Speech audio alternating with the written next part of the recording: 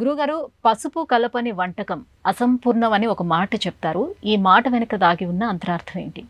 నిజమే. పసుపు సౌభాగ్యకరం, వశీకరణ శక్తికి ప్రతీక, ఆకర్షణ శక్తికి ప్రతీక, ఆరోగ్యానికి ప్రతీక.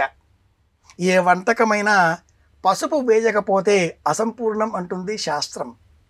ఈనాటి కాలంలో ప్రతి ఇంటా ఉండే పదార్థం ఉపాహారం పేరిట లభించేటటువంటి ఉప్మా.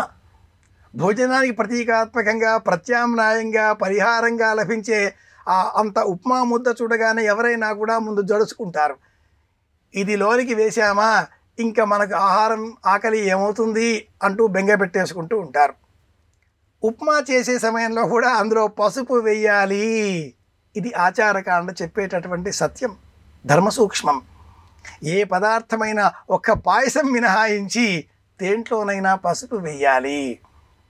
విస్తరిలో ఎరుపు వర్ణంలో పచ్చడి, పసుపు వర్ణంలో పులిహోర, ఆకుపచ్చని పదార్థాలతో ఉండేటటువంటి కూరగాయలు, పప్పు ధాన్యాలతో తెల్లని అన్నము, పంచవర్ణ సమ్మిశ్రితమే ఉండేటటువంటి రూపంలో ఆ పదార్థాలన్నీ కూడా భక్ష్య భోజ్య చోహ్య లేఖ్య పాయసోపహారాది షడ్రసోపేతమైన రుచులతో అన్నప్పుడు అందులో విశేషంగా చెప్పబడ్డ పదార్థం ఇది.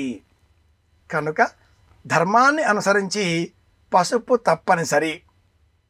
అన్నేసి చూడు నన్నేసి చూడు అన్న సామెతను మనం ఉప్పు విషయంలో చెప్పుకుంటూ ఉంటాం ప్రత్యేకంగా. అలాగే ఈ పసుపు కూడా నిశ్శబ్దంగానే కానీ ఆ పదార్థానికి ఆధ్యాత్మిక, ఆదిదైవిక, ఆది భౌతికమైనటువంటి శక్తిని చేకూరుస్తుంది. కనుక తప్పనిసరి, ఇక మళ్ళీ వేసి చూసే అవసరం లేదు, వేయవలసిందేను.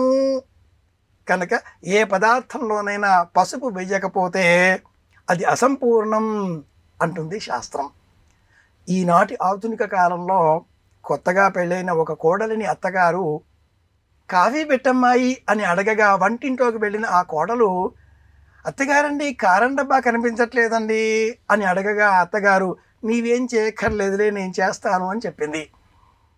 కొత్తగా వచ్చే ఈ సంసారిక విహారాల్లో కాఫీలో పసుపు లేదా కారమో ఇలా కాకుండా వేడి నీటిలో, వేడి పాలలో కాసింత పాలు పోసి స్వీకరిస్తే సమస్త రోగాలను నయం చేస్తుంది ఈ పసుపు వేసిన వేడి పాలు, పసుపు వేసిన వేడి నీరు. ఇది శాస్త్ర సంహితం. కనుకనే పసుపు వేయకపోతే ఆ పదార్థం అసంపూర్ణం అన్నారు. వేడి నీటిలో కూడా, పాలలో కూడా, పాలు తాగే సమయంలో కూడా కాసింత పసుపు అందులో వేసుకుంటే జలుబు కాకుండా రక్షిస్తుంది. ఇది శాస్త్రం.